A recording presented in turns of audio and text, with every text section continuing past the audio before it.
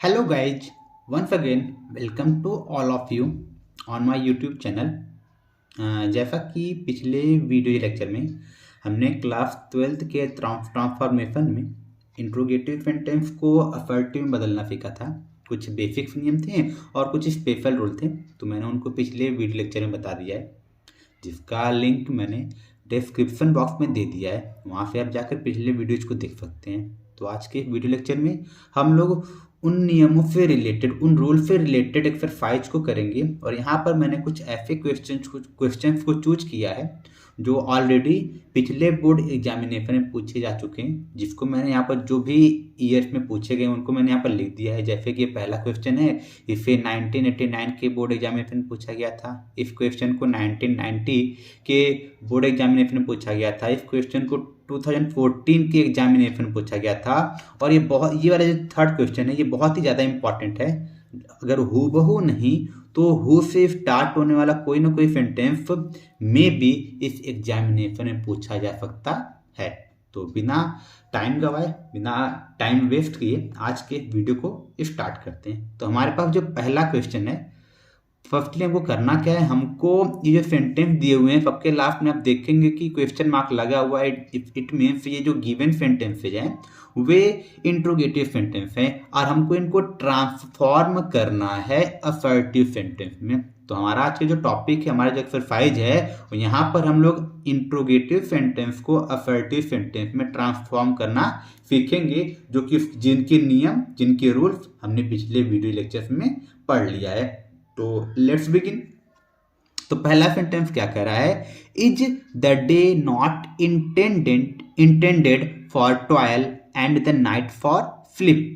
तो ये हमारा क्वेश्चन है। और इस क्वेश्चन को जब हम लोग देखेंगे तो ये जो क्वेश्चन है, इसका जो प्रारंभ हुआ है, स्टार्टिंग हुआ है, वो एक हेल्पिंग वर्ब इज से हुआ है और इसमें साथ ही साथ नेगेटिव सेंटेंस भी आया हुआ है। तो जब भी इस टाइप का सेंटेंस हमको मिलता था जो इंट्रोगेटिव प्लस नेगेटिव होता था, तो हम उसको सिंपली असर्टिव के अफर्मेटिव सेंटेंस में ट्रांसफॉर्म करते थे।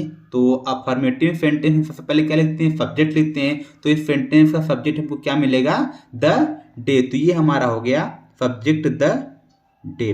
अब इसको हमको अफर्मेटिव बनाना है, दैट्स वाई यहाँ से ये नॉट हटेगा और सब्जेक्ट के तुरंत बाद क्या लिखते हैं, हेल्पिंग वर्ब लिखते हैं। तो हेल्पिंग वर्ब यहाँ पर क्या है, इज है। तो यहाँ पर हम लोग क्या लिख लेंगे, इज लिख लेंगे, द डे इज। अब जैसे इतना काम हमने कर लिया, उसके बाद के जो बाकी हिस्सा है इसमें कोई चेंज नहीं करना है, पूरा सेंटेंस का बचा हुआ हिस्सा एज इट इज कॉपी हो जाएगा। तो ये बचा हिस्सा क्या है, intended for toil and the night for sleep। तो इस तरह से ये हमारा आज का पहला सेंटेंस जो इंट्रोगेटिव था उसको हमने असर्टिव में ट्रांसफॉर्म कर दिया है। आगे बढ़ते हैं अगले सेंटेंस की तरफ। अगले सेंटेंस में क्या बोला गया है, why waste time in reading trash. तो मैंने एक नियम बताया था कि जब सेंटेंस का स्टार्टिंग वाई से हो जाए तो वहां पर हम लोग क्या करते थे, वाई को हटाते थे और उसकी जगह हम लोग यूज करते थे इट इज एक्सट्रीमली फुलिश। क्या प्रयोग करते थे, it is extremely foolish to का प्रयोग करते थे वाई की जगह। तो इसको जब हम लोग ट्रांसफॉर्म करेंगे तो वाई को रिमूव करेंगे, इसकी जगह क्या लिखेंगे, इट इज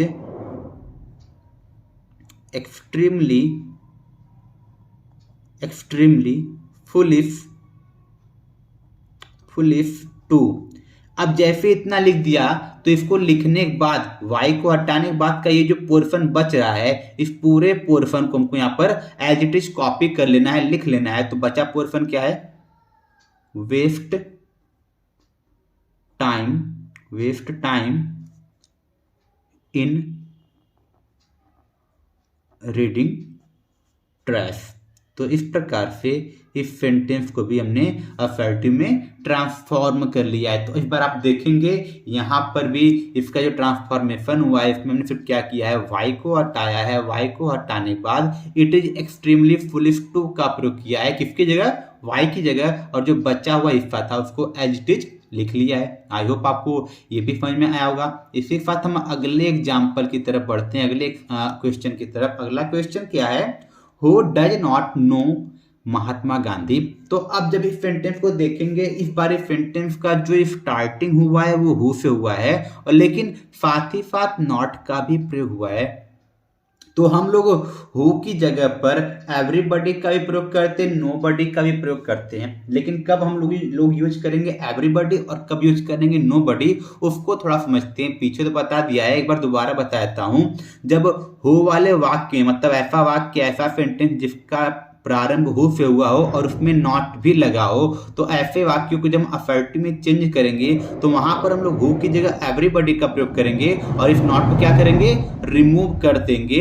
लेकिन ऐसा वाक्य जहां पर हु तो आया हो लेकिन उसमें नेगेटिव वर्ड ना आया हो, जैसे कि मैंने एग्जांपल यहाँ पर और लिया हुआ है हु से बनने वाला, यहाँ पर हु आया है लेकिन इसमें कोई नेगेटिव वर्ड नहीं आया है, तो उस कंडीशन में क्या करते हैं, उस कंडीशन में हम लोग हु को नो बॉडी में चेंज करते हैं। लेकिन यहाँ पर बात करते हैं सेंटेंस की, यहाँ पर हु के साथ क्या आया है, नॉट आया हुआ है। दैट इज वाई हम लोग यहाँ पर किसका प्रयोग करेंगे, यहाँ पर हम लोग सिर्फ और सिर्फ प्रयोग करेंगे एवरीबॉडी का। ये क्या हो जाएगा, एवरीबॉडी। अब जैसे एवरीबॉडी हम लिखा, ये सब्जेक्ट बन गया है, नॉट को हमको रिमूव करना है, इट मींस इस सेंटेंस को हमको अफर्मेटिव बनाना है। तो ये डज बता रहा है कि ये सेंटेंस जो है ये प्रेजेंट इंडेफिनिट टेंस का था, और हमको पता है कि प्रेजेंट इंडेफिनिट टेंस के अफर्मेटिव सेंटेंस में हेल्पिंग वर्ब का प्रयोग नहीं करते हैं। इट मींस यहाँ से डज भी हटेगा नॉट की हटने की वजह से, तो जो वर्ब की फर्स्ट फॉर्म होगी ये डज, ये डिनोट कर रहा है कि वर्ब की फर्स्ट फॉर्म हमको क्या लगाना है, एफ लगाना है या फिर एफ लगाना है। तो नो में क्या लगता है, एफ लगता है, तो ये क्या बन जाएगा, नोज। एवरीबॉडी नोज, आगे बचा हुआ क्या है, महात्मा गांधी। तो आई होप आपको इसका ट्रांसफॉर्मेशन भी समझ में आ गया होगा इस सेंटेंस का। तो इसी के साथ हम बढ़ते हैं अगले सेंटेंस की तरफ। हमारे पास जो अगला सेंटेंस है वह क्या कह रहा है, is it not true that health is wealth. इस क्वेश्चन को कब पूछा गया है, 1991 के एग्जामिनेशन में।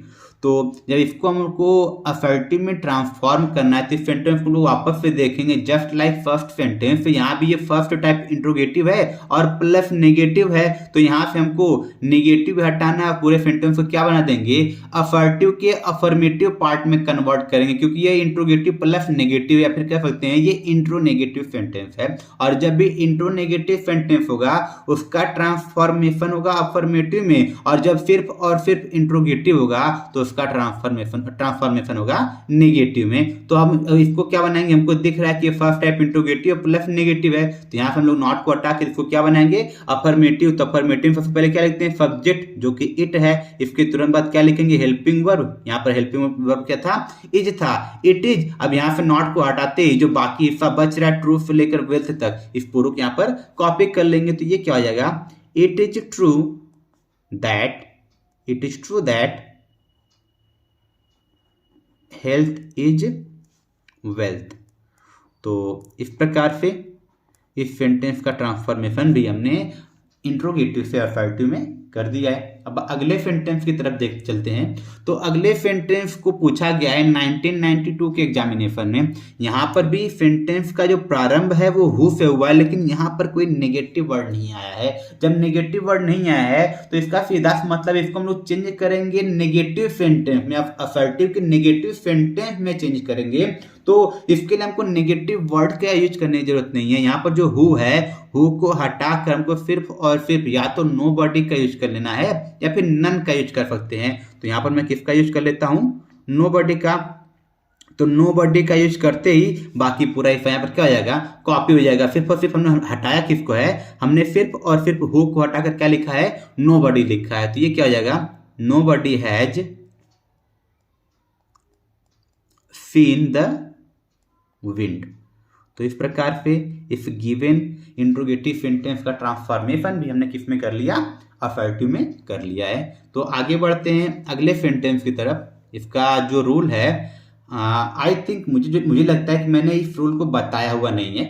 जब इस टाइप का इंट्रोगेटिव सेंटेंस मिलता है तो नहीं बताया, तो मैं इसको यहाँ पर बता देता हूँ कि जब किसी वाक्य का इंट्रोगेटिव सेंटेंस का जो प्रारंभ है, बिगिनिंग जो है, वो वेन से हो जाए, तो ऐसे वाक्यों को जब हम लोग चेंज करते हैं असर्टिव में, तो वहां पर हम इसको वेन को रिमूव करते हैं और वेन को रिमूव करने के बाद हम लोग नेवर का प्रयोग करते हैं। अब कैसे करते हैं वो देखिए। तो इसको हम लोग सबसे पहले क्या लिखेंगे, सब्जेक्ट लिखेंगे। सब्जेक्ट में क्या मिल रहा है, अ विक्ड, तो यहां पर हमारा सब्जेक्ट मिल गया अ विक्ड।